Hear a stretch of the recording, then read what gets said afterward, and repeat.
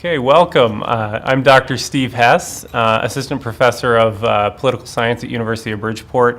This is a video cast of the Robert Sammis Lecture Series, originally given on Wednesday, April 9.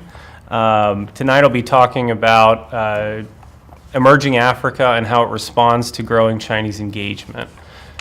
To give some context to this talk, it's a very dynamic and interesting time to be studying both China and Africa.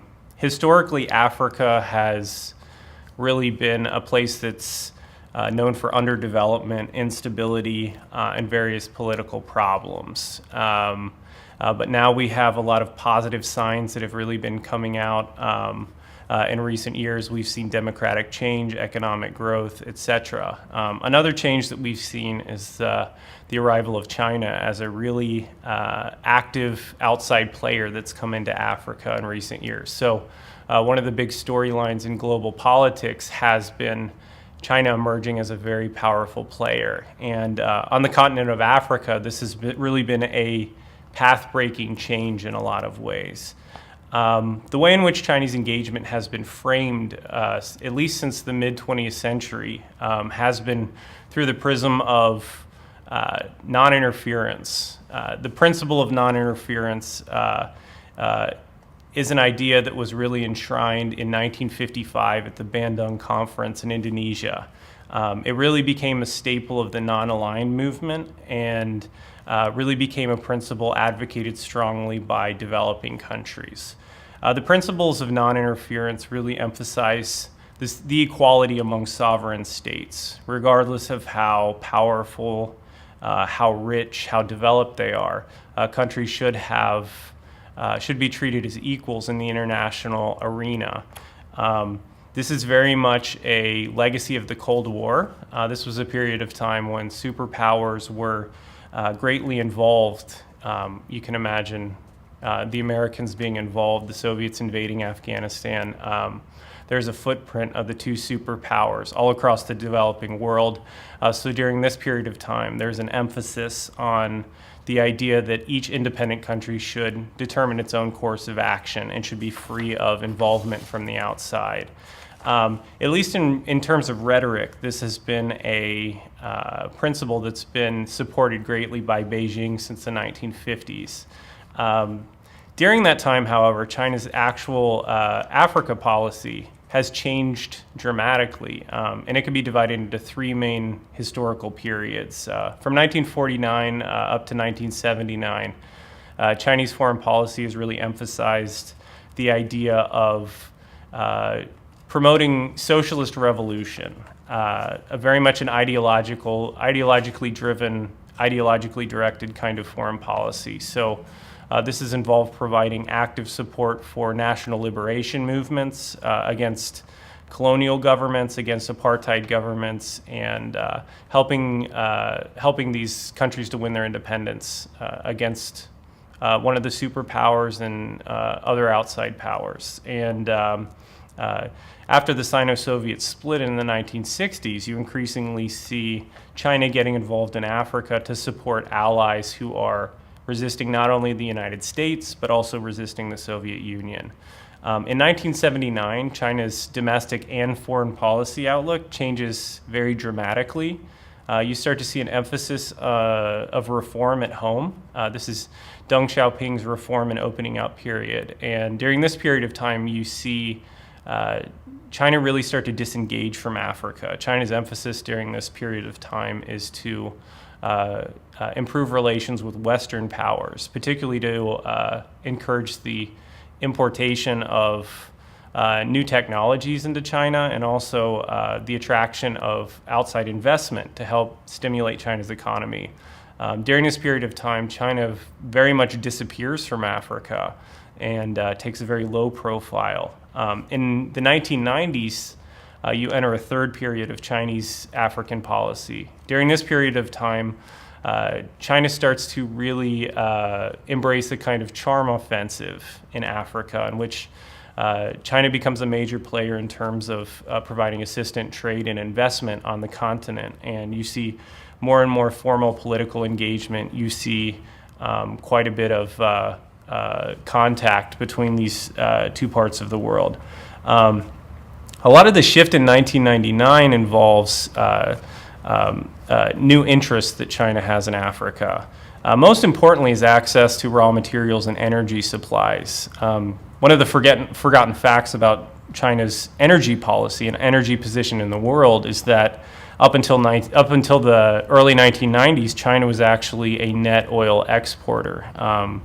As Chinese demand quickly outstripped supply, you soon saw China going out into the world trying to find secure access to energy resources. And most of the untapped markets that were available to Chinese firms that were going out during this period of time were found in places like Africa. And Africa, in a lot of ways, offered a lot of opportunities for Chinese companies, in part because Africa involved a lot of oil markets that were considered to be too unstable or too dangerous for Western firms to go to. Therefore, this opened up a window of opportunity for Chinese firms to go in and exploit oil. You also saw a growing demand for consumer markets. Africa has an emerging middle class. You see more and more people with incomes that can be spent on consumer items. It also offers a lot of investment opportunities for Chinese firms. So during this period of time, you see Chinese firms going into Africa really looking for opportunities that didn't exist before. Also on the diplomatic front, you see Beijing is very interested in winning the recognition struggle with Taiwan. So you see Beijing increasingly engaging with African countries in order to offer incentives, offer promises of aid, assistance, etc., in order to get them to switch recognition from Taipei to Beijing. And it's very successful in this effort. Also, there's a broader normative struggle that's going on. After 1989, China is widely condemned for its human rights record, particularly after the Tiananmen Square massacre. So during this period of time, China is increasingly isolated in the international community. So one of Beijing's responses is to go out into Africa and use diplomatic overtures and promises of aid in order to win allies, win partners who will really support the idea that each country should have hard sovereignty. They should be able to determine their own internal affairs without criticisms from the outside, particularly from the West. As China's engagement grows in the 2000s, you start to see two distinctive modes of aid, assistance, investment, and trade, a Western model and more of a Chinese model. One of the significant differences is that China has an important advantage over Western countries in that it doesn't have colonial baggage. China was never an imperialist power that entered Africa and conquered countries in the way that most of the Western players were. So in this sense, China is welcomed as a fellow member of the developing world that now has capital and resources that can be used to support development in African countries. Also, the approach that China takes is very distinctive. They take a bilateral approach, country-to-country approach to African countries. And this is really transposed against the Western tendency to use multilateral approaches to bring in international organizations like the IMF and the World Bank and to have very formal relations with African countries. Two of the competing modes can be conceptualized as the Washington Consensus versus the Beijing Consensus. In a lot of ways, the Washington Consensus suggests that there is a single desirable path towards development that African countries should embrace in order to move forward. And this involves the implementation of free markets, ideally democratic change, and limiting state involvement in the economy in general.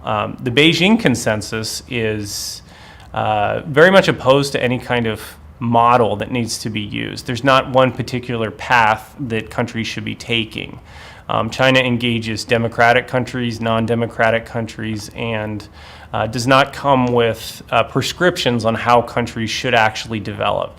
Beijing's approach has very much been that countries should decide for themselves on how they should approach their own development.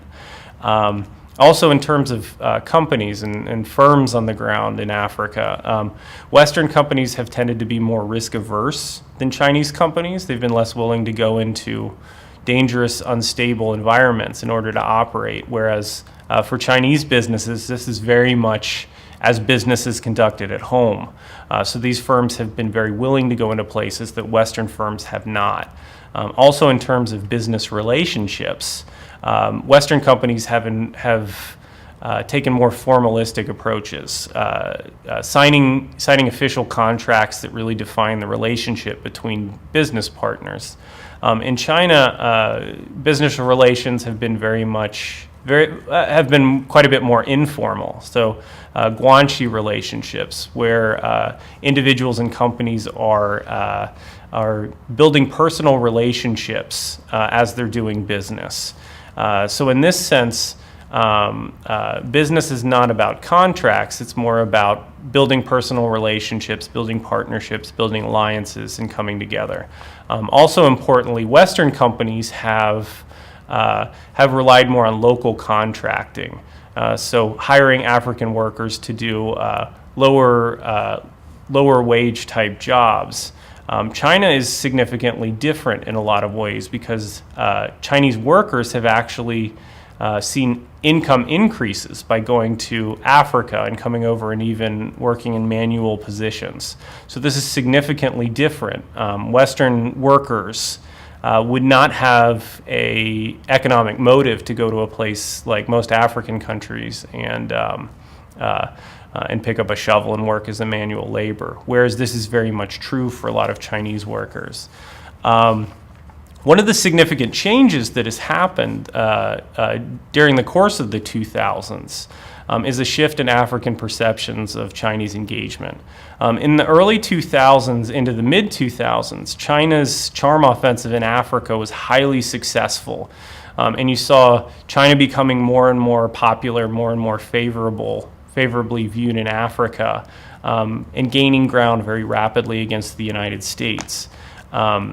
China's approach to aid was very much viewed as a welcome breath of fresh air, so really bringing in an alternative to Western aid that was just very much welcomed among African publics.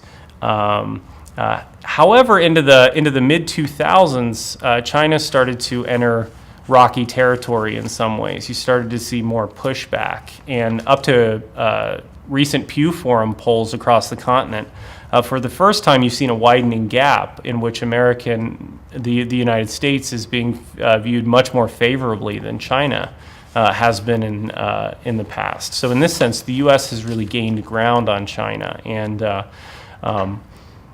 this in itself is a very interesting question. What has happened that has really led to a widening gap in which the United States has become the preferred partner for many African countries, which is a very significant shift from the way it was in the mid-2000s, when the U.S. in a lot of ways was very unpopular in many parts of the world. In the height of the Iraq War, the Afghanistan War, the United States was viewed in many quarters as an imperialist power very negatively, and China was viewed very positively for taking a much more soft approach, a soft power approach in which China was really engaging with African countries on equal footing and was not seen as a country that was very interventionist. So in a lot of ways, it's an interesting question on why the United States has gained in terms of popularity versus China, and some of the issues that have come up in recent years that have damaged China's reputation in Africa have been criticism that's aimed at China's human rights record, particularly in the run-up to the 2008 Olympics. China was being widely panned for its support of pariah regimes, such as in such as Sudan. During the Darfur crisis, China was a longtime ally and oil investor in Sudan, and was closely aligned with pariah regimes like Zimbabwe. Robert Mugabe even supported a policy called the Look East policy, really emphasizing his friendly relations with China. Also, a lot of the criticisms that have come have been related to China's environmental and labor record on the continent. In a lot of ways, Chinese firms have exported their labor practices, their environmental practices to Africa, taking patterns of environmental degradation, worker abuse, etc., and bringing it to Africa in a situation in which African workers and Chinese workers are engaging closely, often in situations where there are Chinese managers and African workers and other subordinates. There's been rampant cultural misunderstanding based on different expectations in the workplace, also just based on linguistic differences. And there have been heated exchanges that have broken. Even in Zambia, there were cases in which Chinese managers were mobbed by Zambian workers and fired a shotgun into a crowd, killing several workers. And incidents like this have really damaged the reputation of China on the ground in many African countries. So another element has been the arrival of Chinese workers in the hundreds of thousands across the continent. Many of these workers are in direct competition with Africans, bringing a lot of tension.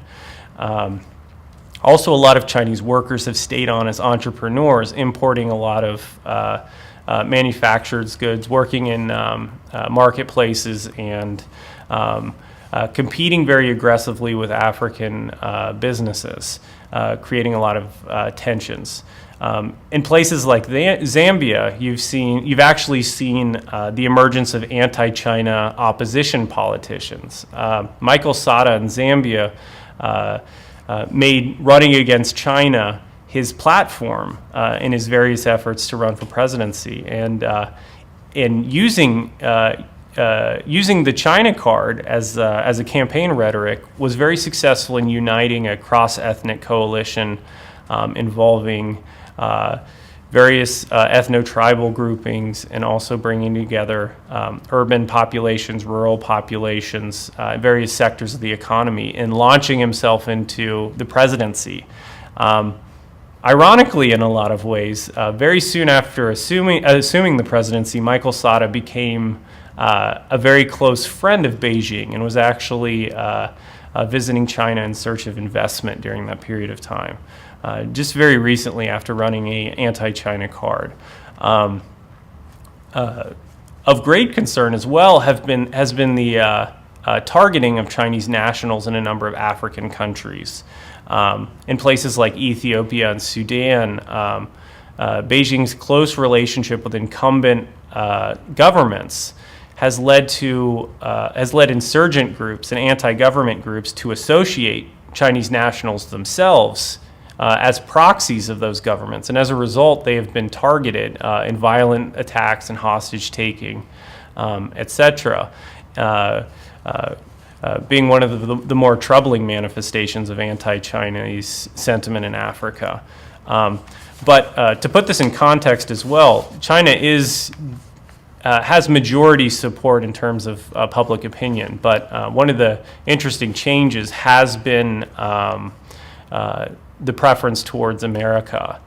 America's growing favorability in Africa relative to China in recent years. And in a lot of ways, this very much seems to be China's struggles moving from an emerging player to an established player, in which it actually has interests that have to be defended and dealt with in its engagement. And during that period of time, you've seen growing variation in terms of China's engagement with different regimes, having close party-to-party relationships with single-party regimes in places like Sudan and Ethiopia, and then moving towards a more flexible engagement in places like Ghana that have a more democratic system, engaging both the incumbent regime and the opposition.